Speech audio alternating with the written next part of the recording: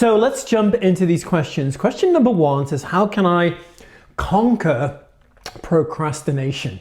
And I don't know, I think probably true, but I think most of us at some level are going to deal with procrastination. How is it going for you? I know I have in my life, and it's interesting. You get around some people and it is a perennial problem. It's like literally everything they procrastinate about. And yet, as I say, I think all of us are going to have to deal with that at some level. So what is procrastination? Obviously, procrastination is pushing off to the future, to later in the day, to tomorrow, to one day, something that you should be doing now.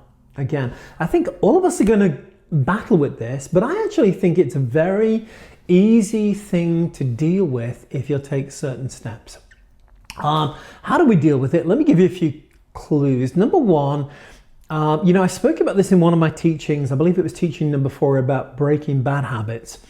And it's really this: whenever we're in a habit loop, a habit pattern, we're chasing a reward, but what we're not actually chasing is the reward, but rather how we think we will feel when we get that reward. So if you eat, drink, anything, any experience you're in, any habit loop, it's because you believe there is a feeling that will come when you get that.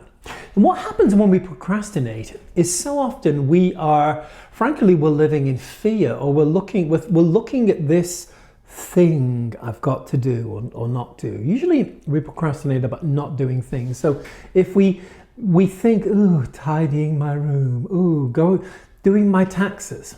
I don't think anybody looks at doing their taxes and goes, great, hours of paperwork, and if I get it wrong, the IRS will be after me and all this kind of thing. And often we look at, it's like we play a little mental movie about something: cleaning my room, scrubbing my bathroom, tidying my car, arranging my paperwork, whatever. And in our mind, it's like, ooh, not a good movie. I don't really want to think about that. And then what we do, it's like we don't really want to open that box, think about it. So we solve that problem by pushing it off, saying, I won't do it now, but I'll do it soon. I'll do it later. I'll do it tomorrow. And obviously that becomes a habit. Again, keys in breaking procrastination. One of the greatest keys is actually realizing this, that usually it's nearly always true, actually. The pain of doing your taxes, of tidying a room, of washing dishes, of preparing food in advance, of whatever that thing may be, it's actually far less. Usually in my experience, the imagination about it is far worse than the actuality of it. So it's actually really great if we learn to look at something and think, it's not so bad, it's not so, and that we don't play into those kind of fantasies around something.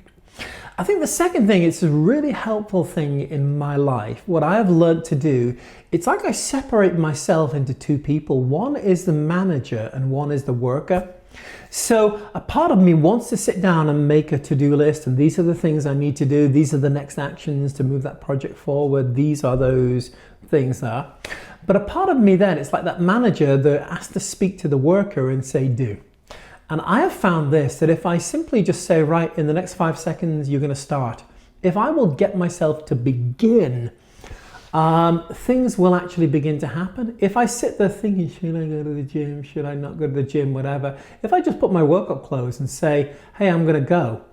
I played this trick on myself at times where I said, I will go to the gym, and if I want to, I'll leave after 5 minutes. But once I'm there and I'm working out or whatever, ain't so bad. So I will, at times, I'll trick myself into doing that. My point is, I want to separate, I want a part of me where I'll take a decision, another part of it that's the executor, the execution. Another method that's worked for me is the Pomodoro method. What is that? Pomodoro is actually like a little kitchen timer.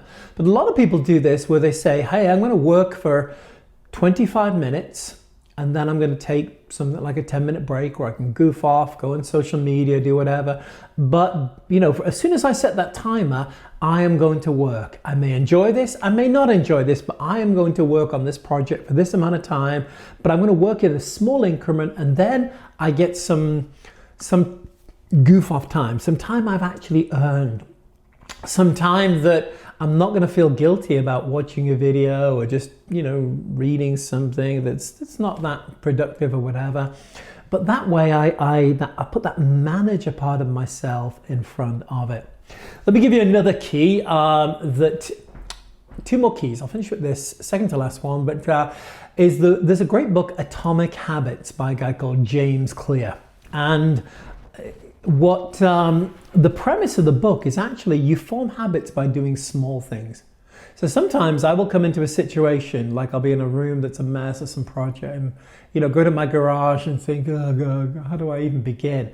And I'll just come and say, hey, I'm going to do 3 actions, 3 small actions. I'm going to tidy 3 items, and after that, I can leave it alone and take a break. Here's the thing, I'll just do a little something that moves that project forward. Sometimes I'll have a pile of mail this big or massive amount of email, and I don't want to sit there for hours. I'll just go and say, hey, I'm gonna work through 10 emails. When I've done those, great. Here's the thing, by the time I've done 10, I usually am psyched up to do some more. I realize how quick and how easy it actually is. So I begin moving through those things. But it's like the intelligent part of me has to trick the dumb part of me into making a start. Hey, the last thing I'd say as well, and I think that's a really helpful thing, it's actually an identity issue, that if you can actually step into an identity and say, hey, I'm not a procrastinator, I am focused, I work at things, I will engage with what I'm doing.